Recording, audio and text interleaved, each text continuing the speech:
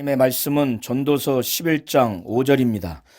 바람의 길이 어떠함과 아이 벤 자의 태에서 뼈가 어떻게 자라는 것을 내가 알지 못함 같이 만사를 성취하시는 하나님의 일을 내가 알지 못하느니라. 아멘. 하나님은 우리 성도님들이 만사를 성취하시는 하나님을 아셔야 합니다. 그리고 만사를 성취하시는 하나님의 일을 인간이 다 알 수 없다는 겁니다. 어찌 보면 상당수 알 수가 없는 겁니다. 바람이 눈에 보이지 않지만 바람이 이리저리로 불지 않습니까? 바람의 길이 어떠한지 정확히 알 수가 없다는 겁니다. 또 아이를 잉태한 그 태에 아이가 뼈가 자라는데 그 태에서 뼈가 어떻게 자랄 수가 있는가 알 수가 없다는 겁니다. 이것처럼 인간은 자신의 경험과 지식의 근거에서 어떤 분야에 대해서 어떤 일에 대해서 심지어 하나님의 뜻과 하나님의 일에 대해서도 마치 모든 걸 다 아는 것처럼 그렇게 판단하고 있는데 바람의 길이 어떠함과 아이를 잉태한 그 아이의 뼈가 어떻게 자라는 것이지? 이거를 알 수 없는 것 같이 만사, 정말 많은 일을 성취하시는 그 하나님의 일을 인간은 알 수가 없다는 겁니다. 부분적으로 하나님이 말씀을 주시고 성령의 감동을 주셔서 또 자연적인 계시로 극히 일부분을 믿는 자를 통해서 알게 할 뿐이지 본래적으로는 만사를 성취하시는 하나님의 일을 알 수가 없다는 겁니다. 풍세를 살펴보다가 결국에는 파종을 하지 못하는 자가 생긴다는 겁니다. 풍세, 곧 바람의 기세를 보고 씨를 뿌리려고 노심초사하는 농부가 풍세만 바라보고 있다가 오늘도 바람이 부니까 내일 뿌려야 되겠다. 내일도 바람이 불고. 그래서 결국에는 파종을 하지 못한다는 거예요. 농부의 그 지혜가 있고 농부의 지식이 있고 경험이 있기 때문에. 그리고 추수 때에도 구름을 살핍니다. 비가 오면 추수를 하지 못하니까 구름을 바라보고 결국에는 서리를 맞아서 추수를 하지 못하는 그런 경우가 된다는 겁니다. 하나님을 믿고 하나님을 의지해서 과감하게 어떠한 부분을 하라는 거예요. 6절에 보시면 너는 아침에 씨를 뿌리고 저녁에도 손을 거두지 말라. 손을 놀리지 말라. 이 사람은 이 씨가 뿌려서 싹이 나서 열매가 나올지 안 나올지 고민해서 자기 나름대로 뿌리기를 주저하거나 부분적으로 뿌리는, 그래서 그런 자기의 지혜와 경험과 지식으로 어떤 걸 판단을 하는데 전도자는 아침에 씨를 뿌리고 저녁에도 손을 거두지 말라는 거예요. 이것이 잘 될는지 저것이 잘 될는지 혹 둘이 잘 될는지 알지 못한다는 거예요. 의지하고 하나님만을 신뢰하고 하나님이 모든 것을 아시기 때문에 하나님을 의지해서 어떠한 것을 하라는 것으로 그렇게 보셔야 합니다. 1절부터 3절을 보시게 되면 1절부터 2절의 해석은 학자마다 해석이 분분합니다. 그런데 일반적인 해석은 위험한 사업, 해상 무역 이런 부분에 대해서 과감하게 투자하고 여러 분산해서 투자하라.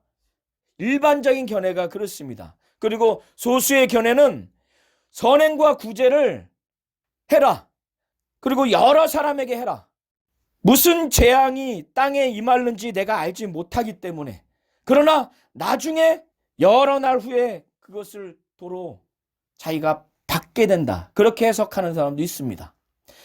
다수 견해든 소수 견해든 어쨌든 1절과 2절의 비유의 내용은 너는 내 식물을, 내 떡을 물에 던지라는 거예요. 던지면 여러 날 후에 도로 찾을 수 있으니까. 그리고 7에게나 8에게 나눠주라는 거예요. 나중에 무슨 재앙이 땅에 임할지 모르기 때문에 투자를 하든 구제와 선행을 하든 그렇게 하라는 그 학자들의 견해가 이렇습니다. 3절은 구름에 비가 가득하면 그 비가 땅에 쏟아진다는 거예요. 그리고 나무가 북으로나 남으로 쓰러지면 그 쓰러진 곳에 그 나무는 그대로 있다는 거예요. 사람이 겪는 이 세상사, 인간사에는 인간이 어떤 것을 계획하고 예측한다 할지라도 인간의 그 능력과 그 지식의 한계로 인해서 통제할 수 없는 자연 세계가 있고 세상사가 있다는 것으로 보면 좋을 것 같습니다. 그래서 구름에 비가 가득하면 그 비가 땅에 쏟아져요. 인간이 그걸 어떻게 예측을 한다 할지라도 그걸 어떻게 통제할 수 있습니까? 태풍이 불든 바람이 불든 나무가 북으로 쓰러지고 남으로 쓰러지면 그 나무가 쓰러진 그곳에 그대로 있다는 거예요. 인간이 갖고 있는 경험과 지식과 지혜의 한계에 있을 수밖에 없다는 거예요. 이런 봉착을 할 수밖에 없다는 거예요.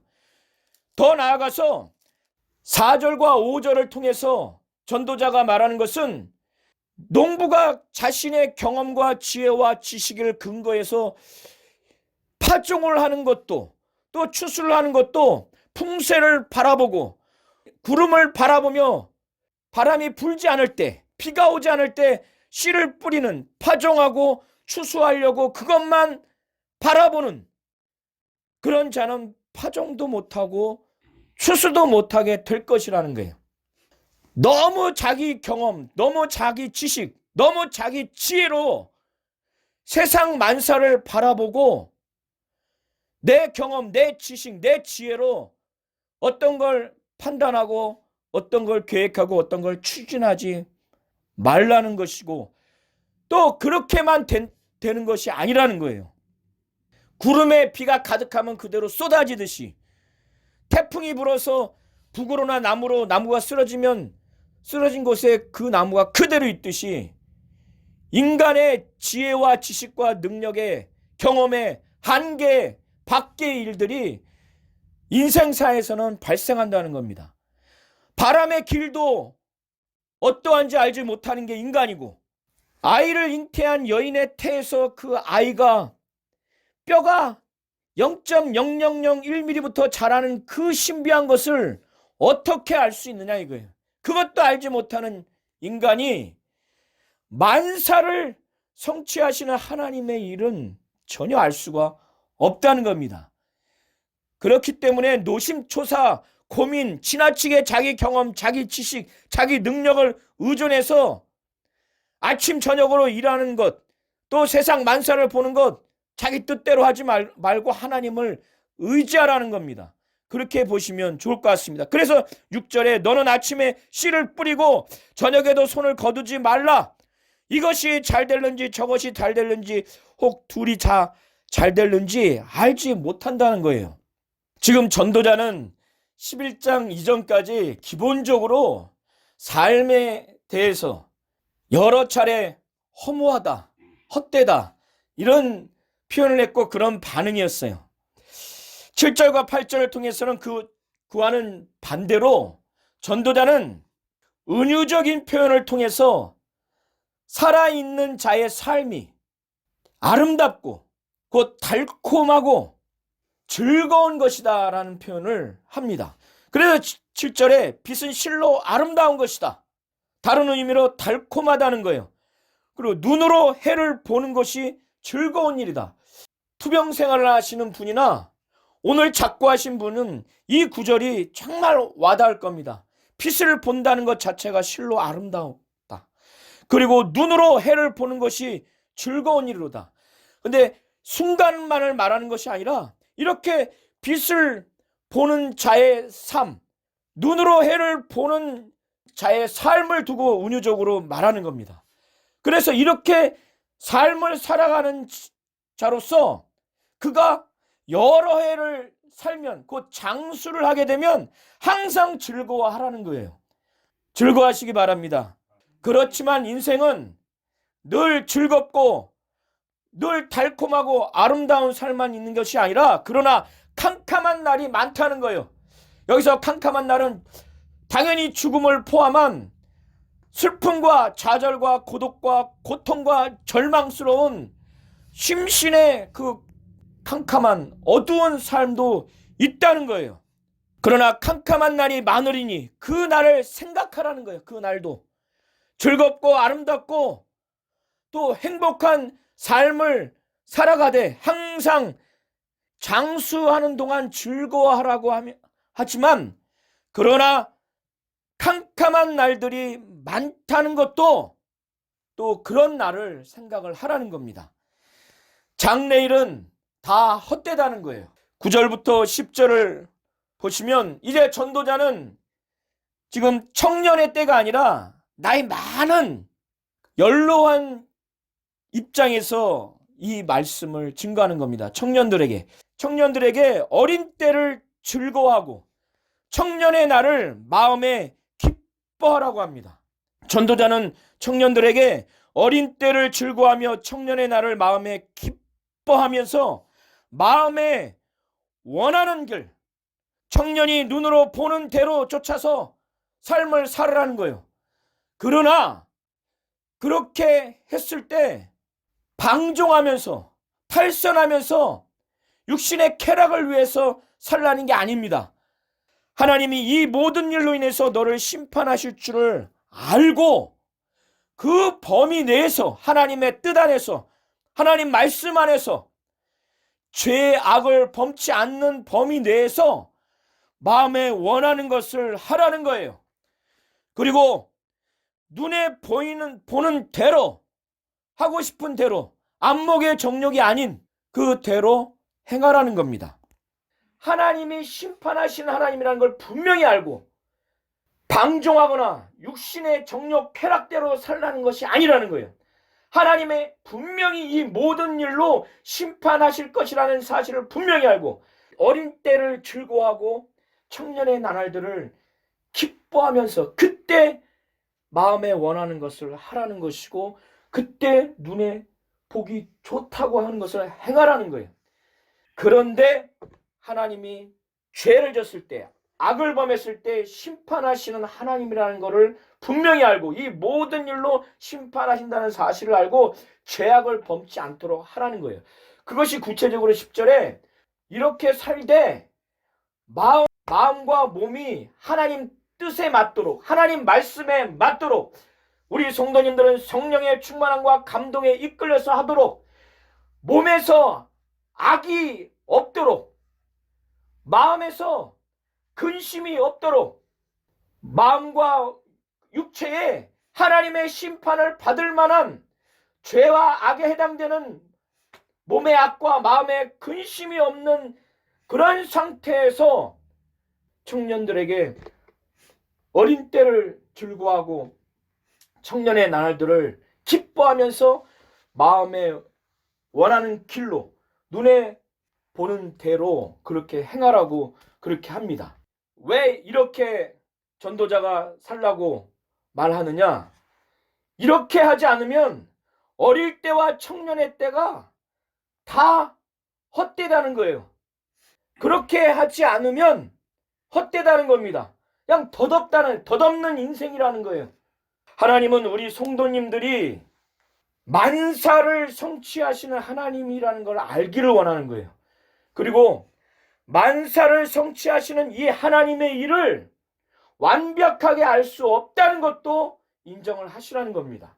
그래서 살다 보면은 자기의 경험, 지식, 자기의 그 능력, 그 지혜로서 과거와 현재와 미래를 이루어가고 또 계획하고 그것을 평가해서 가치 판단을 하지 말라는 겁니다. 왜 그러느냐? 만사를 행하시는 분이 하나님이세요.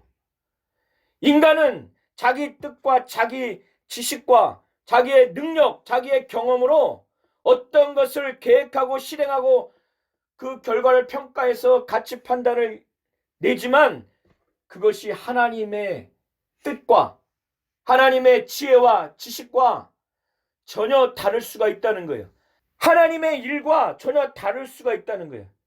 이러면 이럴수록 만사를 성취하시는 하나님의 일을 전혀 알 수가 없다는 겁니다. 왜 오늘날 나에게 이런 일이 일어났을까?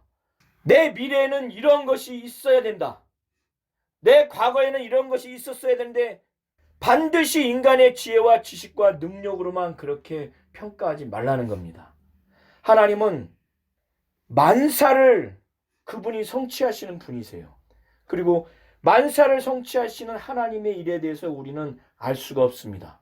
사도 바울은 아무 일이든지 염려하지 말고 오직 모든 일에 기도와 간구로 감사함으로 하나님께 아뢰면 하나님의 평강이 그리스도 안에서 우리의 마음과 생각을 지킨다는 거예요. 우리의 마음과 생각을 그리스도 안에서 하나님의 평강으로 지킨다는 거예요. 이렇게 지키는 자가 어떤 자냐? 아무 일에든지 염려하지 말고 오직 기도와 간구로 감사함으로 하나님께 아뢰는 자라는 거예요. 저와 우리 모든 성도님들이 만사를 성취하시는 하나님을 믿으시기 바랍니다.